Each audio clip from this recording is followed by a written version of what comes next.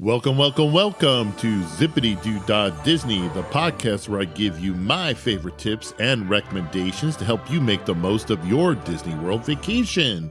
So sit tight, thanks for listening, and let's go on that ride. Welcome to episode 25 of Zipadee Doo Dah Disney. I'm your host, Eric Frenchman, and this episode is titled, I Dream of Disney World Genie. That's right, we're going to talk about the big, huge announcement that Disney just made a couple days ago. I'm recording this on August 20th. I think this was announced or officially brought out. It was already announced at a previous Disney conference, but this is talking about Disney's new Genie app, the Lightning Lanes, paying for individual attractions, and Genie Plus. So for me, this is an awesome episode to correspond with my 25th Disney World podcast. I can't believe it. I made it to 25. I bet some of you didn't even think I would get that far, but we did. Anyway, sit tight. Thanks for listening, and let's go on that ride. Okay, so what is Genie? It's a new service. It's part of the My Disney Experience app, which is a free app that you must have whenever you go to Disney World. Therefore, you have to have a smartphone. And unfortunately, probably need extra battery power or chargers. That's right. Everything is being moved to that app. And if you're going to use Genie, which I highly suggest that you do, you're probably going to need to carry extra battery charges with you. The good news is, at various kiosks throughout all the Disney World parks, you can, if you haven't already done this, you could pay $30 and you get this charging kit. It'll work on all smartphones. It gives you a rod, a fuel rod, and that's actually the brand name, I think. It's Fuel Rod, where you could just charge up your phones. It'll get two phones charged up to nearly 100%, and then when that battery's dead, just find another kiosk, do a free swap, and there, boom, you're back in business again. You have battery chargers. I actually own 4 of these, and I bought them years ago, so for me, this is freaking awesome. I paid once for 4 rods years and years ago, and now all I got to do is remember to bring them on every trip, do a swap for free, and I'm off and running with battery. So again, Genie is a part of the My Disney Experience app, which you need to have on your phone. So what is Genie? Genie will help you plan your itinerary for when you go visit the parks. That's right. You fill out some questions about what you like to visit, when you like to eat, kind of the foods you like, and Disney will prepare a personalized, I said that correctly, itinerary for you. And it'll be used to give you some ideas of when you should go to some places. It's supposed to have in there when rides, the wait times of current rides, and what they're predicting for future rides. Back in the day, before everything started going online, I used to subscribe to touringplans.com. You still could do that, but touringplans.com, they'd have really smart time studies about traffic patterns and crowd days and when you should visit and when you should have lunch. And I used to print out all these maps, and it would be an itinerary that we would walk through the parks and follow along to make our visit to Disney World very efficient. Now, jumping into that, you have Genie, which is a Disney product that'll do it for you. I don't know if Genie's better than touring plans or just wandering around yourself. Only time will tell, but right now, that's a general idea. Next, you're probably wondering, as I mentioned earlier, what's a lightning lane? Well, simple. The lightning lanes are the old Fastpass lanes.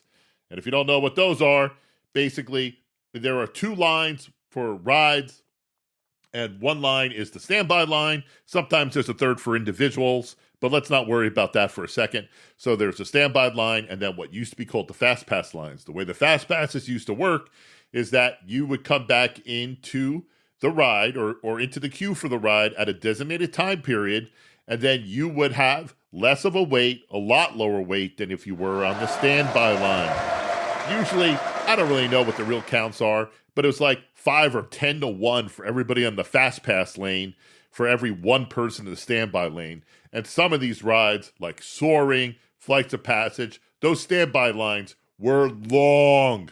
Oh, also Millennium Falcon. I mean, I've waited on some really, really long lines. Anyway, again, the idea behind Fastpass is you're sort of cutting the standby line at a designated period. Now, recently, you used to get those for free. You had to plan them in advance. There were some restrictions. Well, they've gotten rid of the free version of that, and now it's a paid lightning lane, and there are 2 options for that. One of the options is called Disney Genie Plus, like how they're kind of reusing all that Genie. What that means is that you pay $15 per day per person. Okay, so if you're traveling in a party of 4, that's $60 a day. And if you're going on a, say, 6-day trip, 7-day trip, you're talking hundreds of dollars. You don't have to, remember, you don't have to pay to ride these rides. You're just paying to access the lightning lanes. Okay, not so bad if you don't like waiting on lines, especially if you go during the most crowded time of year, which is when we usually go between Christmas and New Year's. Okay, so you're paying to access the lightning lanes or the old Fastpass lanes. I don't know all the rides that are going to be participating with Genie Plus, but from what I can tell, for example, in the Magic Kingdom, it appears to be all the rides in the Magic Kingdom with the exception of Seven Dwarfs Mine and probably Space Mountain. And I know I'm going to jump over to Hollywood Studios. Oddly enough, the Millennium Falcon is on Genie Plus and is not part of the next paid-for option, which we'll get to in a second. Now, the deal behind it is you can only make one lightning lane reservation at a time, and you can start making those reservations 7 a.m. of the day of your park visit. You could pay in advance, or you can pay on the fly. So it gives you a lot of options if you are going to pay to access the lightning lanes. Now, there's a second option. That's called individual attraction purchases. And those are for the super popular rides. Again, not a lot of details right now, but what I have seen is that it's between $4 and $24 per ride per person. And that price point depends on the ride, the demand, the date. You get the idea. So if you're trying to get on, let's just say Slinky Dog, and it's $20 per person for one ride, and you got a party of 4, that's $80 on top of if you've already paid for Disney Plus. So these things can start adding up.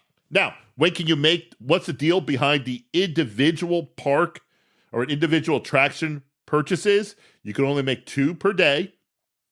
You can start making them at 7 a.m. the day of your visit if you're a resort guest. If you're not, you have to wait until the regular park opening. Okay?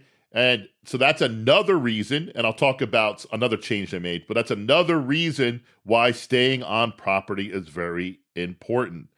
We don't have any confirmation as to all the rides that are going to be part of the individual attraction purchases, but we do know is Seven Dwarfs Mine is going to be available, the very super popular Star Wars Rise of the Resistance, and the newly opened Ratatouille ride, which is over in Epcot in France.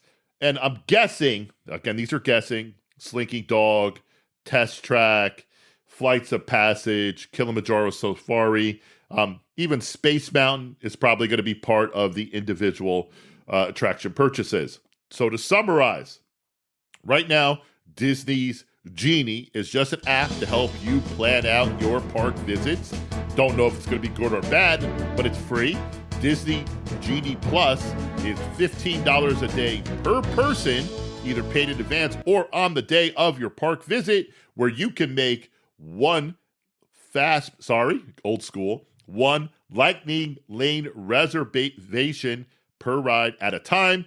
We don't know all those rides, but again, the super popular rides are going to be an additional purchase. Now, you don't have to make a individual ride purchase and a Genie Plus purchase.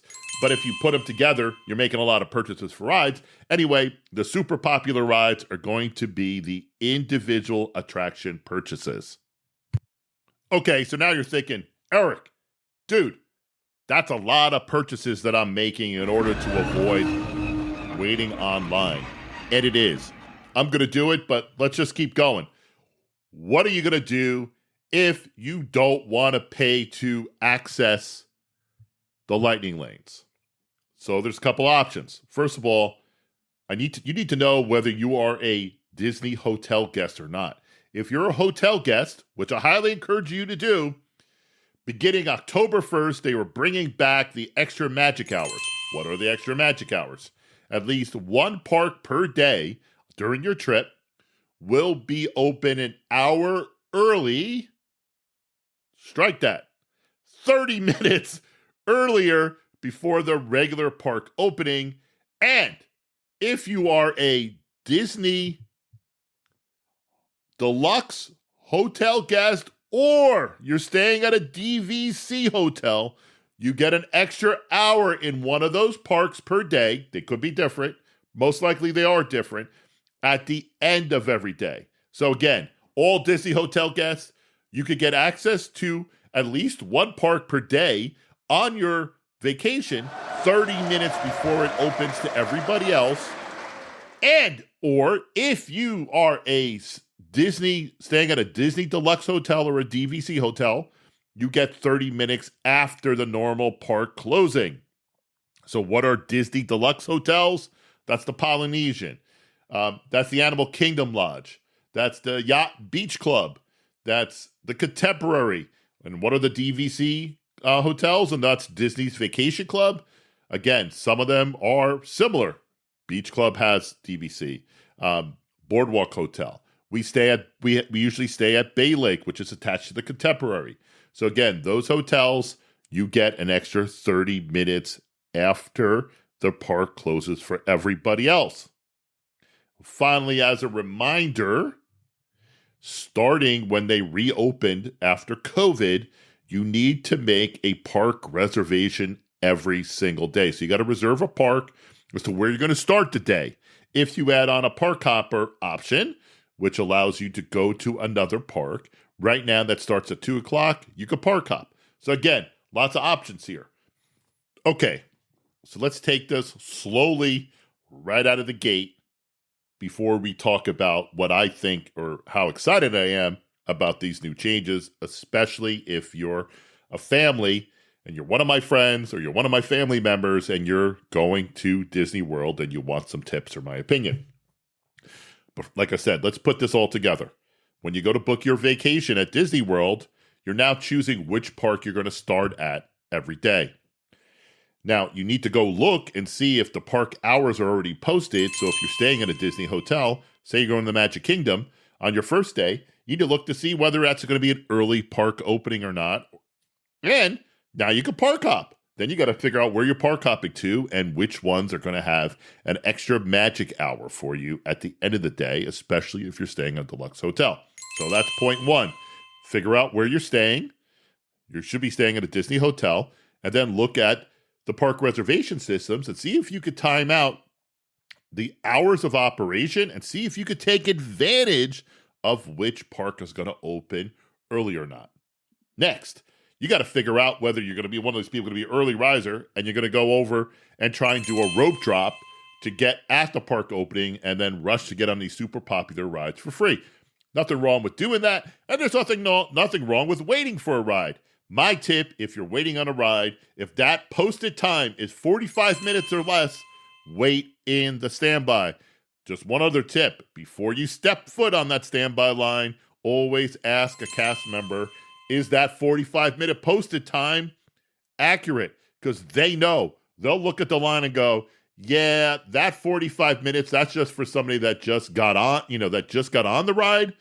This looks like it's building a little faster and it's going to be longer than 45 minutes. Or, hey, no, that posted time, it's knock about 10 more minutes. You're going to get on faster. Get some information before you step foot on that line.